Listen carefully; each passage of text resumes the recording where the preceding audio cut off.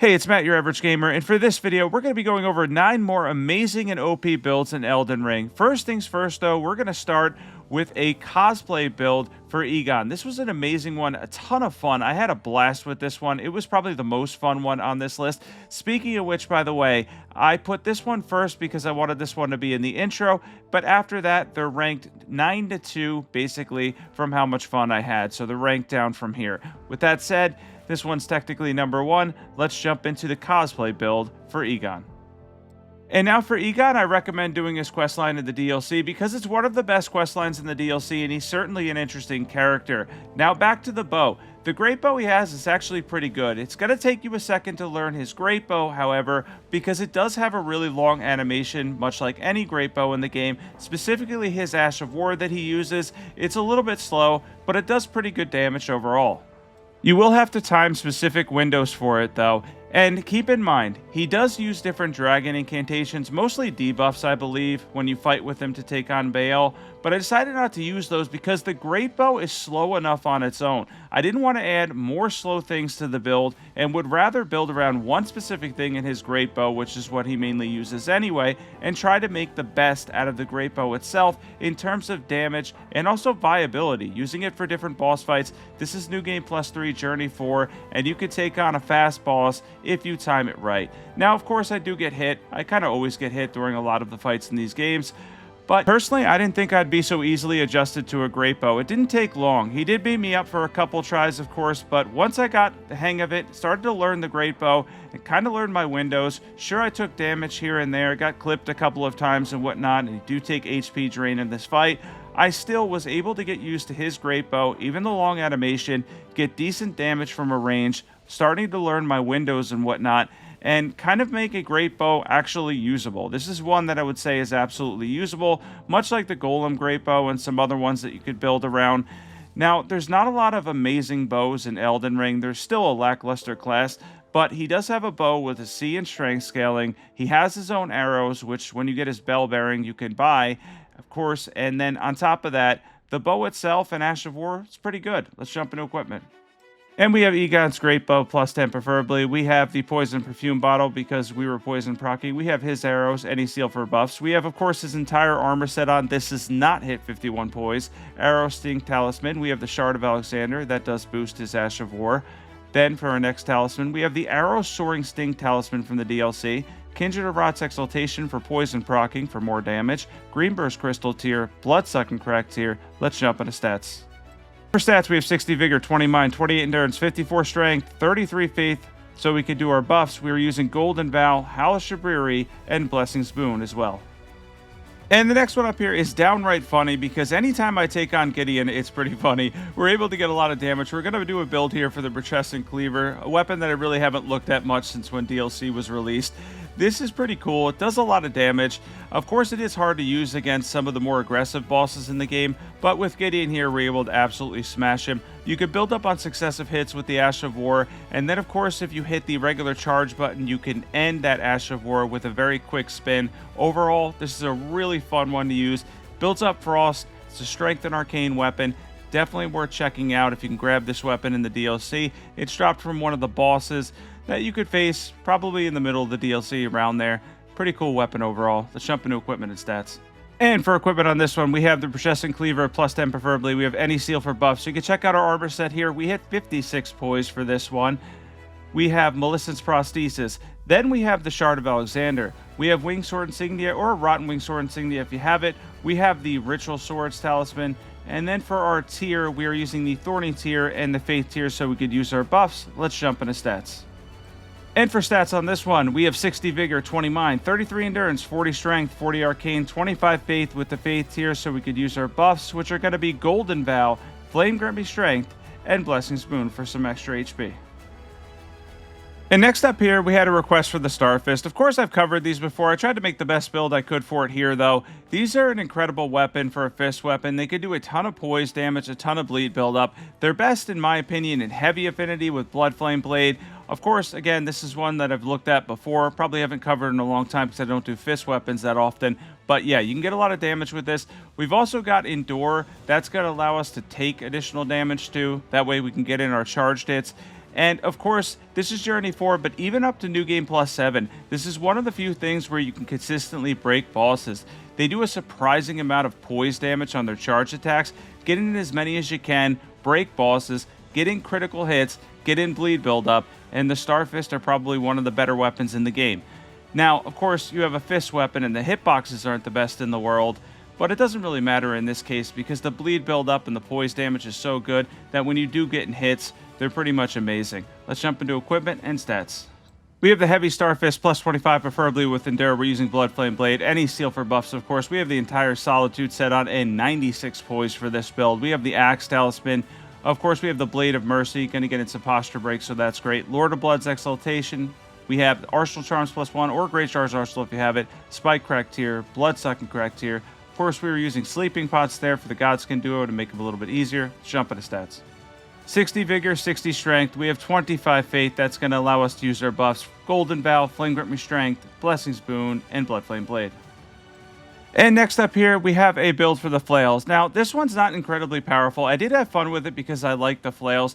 The Serpent Flail's really cool because if you add the fire part to it, you get the explosion when you're using the dual moveset, which is pretty cool, and that can add on to the damage. And then, of course, we're a Faith and Dexterity build, which is another damage type that I like. They did add a lot of Dex Faith weapons and stuff you can do with that in the DLC, so there's probably more you can do with this stat line. But overall, the Flails actually impressed me a bit. A little bit of a Fire Frost build here, and decent damage from Flails.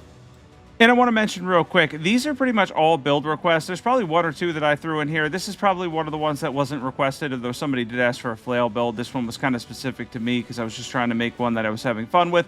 Now, I wanted to mention that, though, because if you have any build requests, be sure to comment them below. I really enjoy doing these, especially some of the ones that take longer, like Igon's build was a lot of fun. So if you have anything you want to see or I haven't covered yet, definitely comment below.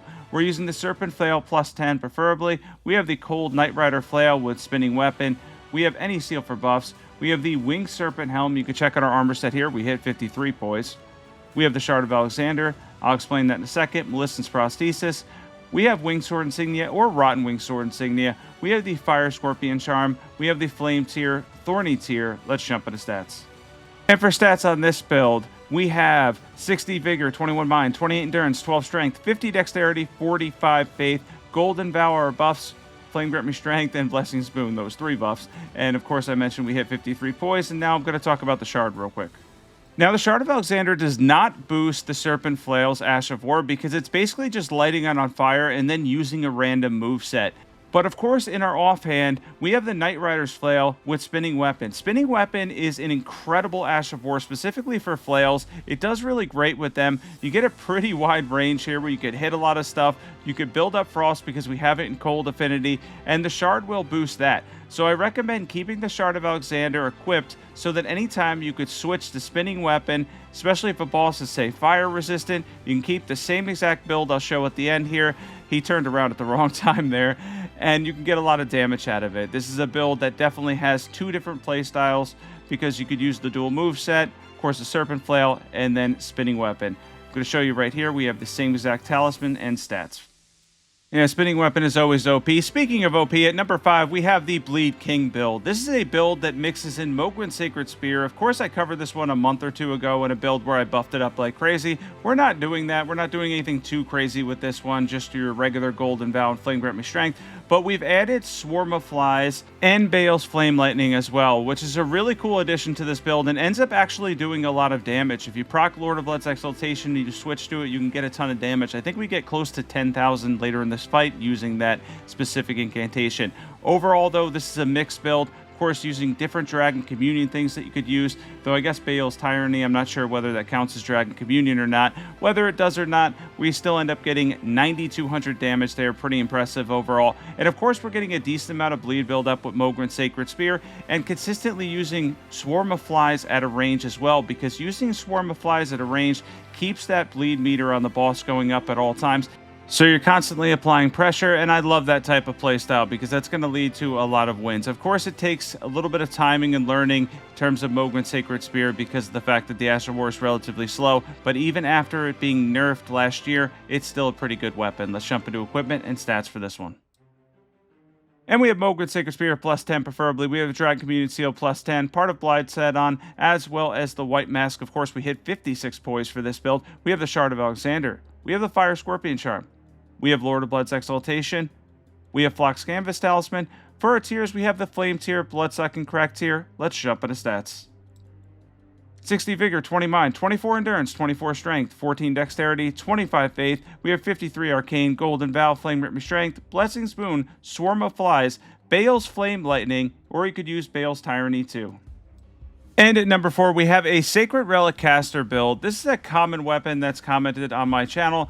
Covered this one before. I haven't looked at it in a long time. It's been probably a pretty good amount of time since I looked at this weapon specifically, and it is pretty good for DLC overall. You get a lot of holy damage, and of course we're running it as a faith build. I believe we get up to 70 faith for this build, so you'll be able to use a lot of different incantations too. I'm throwing in things like golden arcs, Pest Thread Spears, although that's not really a paladin look. I just kind of threw that in because it's good for big targets. And then you could use something like multi-layered Ring of Light. Just do a lot of holy damage in general, throw in incantations, and take advantage of a very good Ash of War. Now, there is one downside to this Ash of War, though. It has a very long animation that you kind of stand there with afterwards. It ended up getting me grabbed a couple times with the hippo initially. I had to kind of adjust to it. It is a little bit long on the Ash of War. It takes a lot of stamina as well as FP to use, but it does dish out a lot of damage for the DLC because a lot of bosses are weaker to Holy or neutral to Holy. And of course you get that amazing wide sweep with the Ash of War that is great for farming at Mogwin's Palace, as well as dealing with any mob in the game. It's a mob destroyer, much like the Blasphemous Blade. And I want to mention again, of course, this is another build request. If you have any more, be sure to comment them below. I also want to state real quick, if you're not subbed to my channel with Night Rain upcoming and you're going to be grabbing Night Rain, make sure you hit that subscribe button. We're going to be getting some groups going in the Discord. That's going to be in the pinned comment below, so be sure to join that too. Also, if you're in the Discord, I want to mention again, there's a specific channel that's going to be for Night Rain. Put your console, what console you plan on getting it for, in that channel so we know, so that way we can get groups together, because I don't think there's any crossplay for Night Rain. So, of course, we can have groups based on console. For me, personally, I'm going to be getting it for PC and also possibly PS5. My Xbox Series X, unfortunately, doesn't run well now, so those are the two console options for me. Yeah, PC is probably going to be my main one, though. So Night Rain, I can't wait for. Definitely going to be working on some content for that. It's going to be a little bit different because obviously builds won't be the same with the randomization of it. So I'll be covering different things like best routes and then best ways to succeed with the game, best classes, etc. Sacred Relic Sword for this build, plus 10 preferably. We have the Erdtree Seal, plus 10. Great for a general seal for a lot of different incantations. Of course, we hit over 51 poise. Got a little bit of a paladin set up here. Shard of Alexander, Sacred Scorpion Charm, Godfrey Icon for our incantations. Ritual Swords Talisman for everything. Holy tier, Faith tier. Let's jump into stats.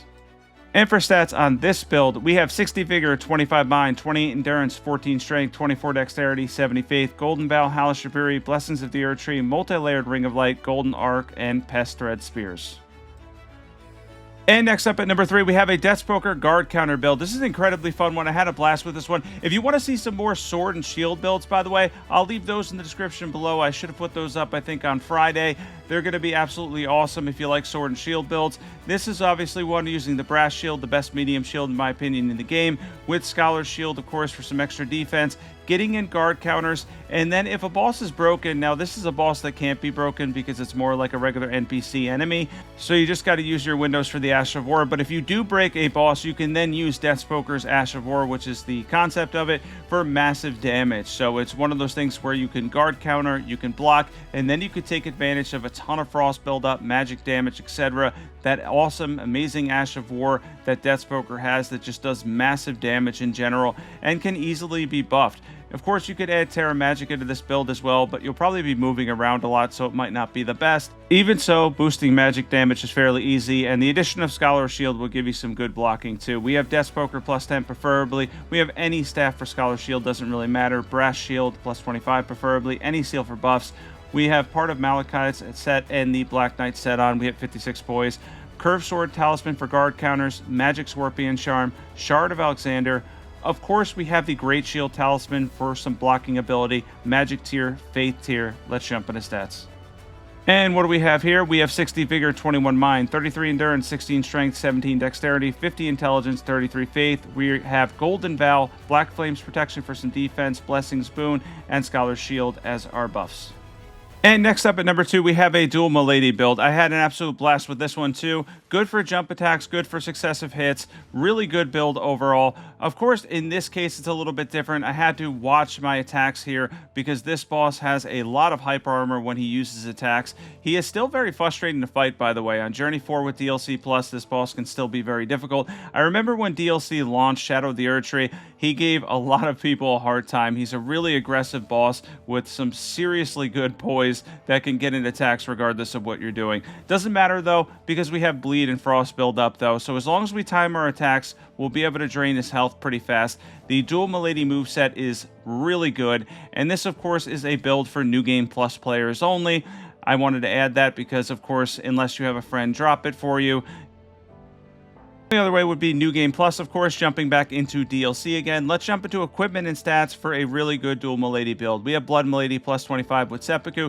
We have Cold Milady plus 25, preferably with Chilling Mist. We have any seal for buffs. We are using the scaled armor set for this. It's a pretty good armor set in terms of poison defense. Claw Talisman, Maleficent's Prosthesis, Wingsword Insignia, or Rotten Wingsword Insignia is better if you have it. Lord of Blood's Exaltation, Bloodsucking Crack tier, Thorny tier. I chose to fade the white mask here and just go for a full armor set. Let's jump into stats. We have 60 Vigor, 17 Mind, 28 Endurance, 40 Dexterity, 25 Faith, 40 Arcane. We're using Golden Vow, Flame Grip Me Strength, Blessings Boon, and of course we hit 56 Poise. At number 1, we have an all-gravity build. This is second to Igon's build in terms of fun. They're actually pretty much tied for me. They're my 2 favorite on here, personally. I love this one. I did a build that was built around only Blades of Stone a couple of weeks ago, buffing it up and whatnot, but I decided to add on to that and make it way better and turn it into a complete gravity build, mixing in Spinning Gravity Thrust, Rock Sling, and of course our main thing will be, again, Blades of Stone, because it does really good damage, especially when bosses sit in it. It can stack a lot, as you saw there early on. So I'm using 2 Meteorite Staffs. Now, technically speaking, when I switch, I use 2 of them. You could use 1, and then your main hand, like Lucettes or the Carrion Regal Scepter, would be great. Of course, they would be better, but I wanted to keep it thematic. I know it's technically another New Game Plus build here in terms of having 2 of these, but I wanted the full gravity build to go for the boost and to have the theme of using the Meteorite Staffs together rather than switching to another staff, even if it will do a little bit more damage by switching to one of those other 2. And of course, we're going to be throwing in Rock Sling there. You can get some poise breaks with this too, because Gravity Magic does decent poise damage. Now, as you get up in journeys, it's going to be harder to get that. And Rock Sling is a little bit slow. Even with a decent amount of dexterity here, we've got, I think, around 30 or so. It still has a very slow casting time. Now, for Blades of Stone, I don't mind the slowness of it because it does such great damage, especially when a boss is standing in it. The damage is amazing. With buffs, of course, better when they start to run out. It's still pretty good overall. We got 3,400 there. Rock Sling, though, is only going to do between 800 and 1,200, and it has a long casting speed, so I'm not sure it's always worth it, but the poise damage, and if a boss gets a distance from you, a decent distance from you, you could use Rock Sling to consistently apply that poise damage and to make sure you're at least doing some kind of damage. At the end here, we end up using Spinning Gravity Thrust. We're going to finish them off with that. Our katana is in Cold Affinity. I decided to go for a katana because I thought it was really cool for this build specifically. We're able to get a frost proc there at the very end. And of course, that's from our Cold Katana. If you use a lot of Spinning Gravity Thrust with this setup, you'll get a decent amount of frost procs too. Blades of Stone for some massive damage when the boss stands in it. And of course, Rock Sling for the distance, as I mentioned throughout this clip. Pretty amazing build. Love the gravity magic stuff. Let's jump into equipment. We have a Cold Great Katana plus 25 with Spinning Gravity Thrust. We have 2 Meteorite Staffs, any seal for buffs. We're using part of the Rakshasa set for this one. We hit 52 poise here. We have Shard of Alexander. We have Maleficent's Prosthesis. We have the Godfrey icon. We have the Graven Mask Talisman, of course, for our spells. And then we have the Bloodsucking Crack tier, Faith tier. Let's jump into stats. And for stats, we have 55 Vigor, 21 Mind, 29 Endurance, 30 Dexterity, 60 Intelligence, 25 Faith with the Faith tier, Golden Vow, Flame Grip Me Strength, Blessing Spoon, Blades of Stone, and Rock Sling. And thanks for watching this one. Thanks for tuning into my top 9 amazing and OP builds for Elden Ring. I hope these were fun. These were a lot of build requests again. If you guys have more, be sure to comment them, of course. If you're not subbed yet and you love regular Elden Ring content, be sure to sub. If you love Souls content, be sure to sub. And also subscribe. If you're planning on getting Elden Ring Night Rain, be sure to join the Discord in the pinned comment below. I also want to mention that if you haven't checked out my top 6 sword and shield builds, check that out too. I will catch you guys in the next video.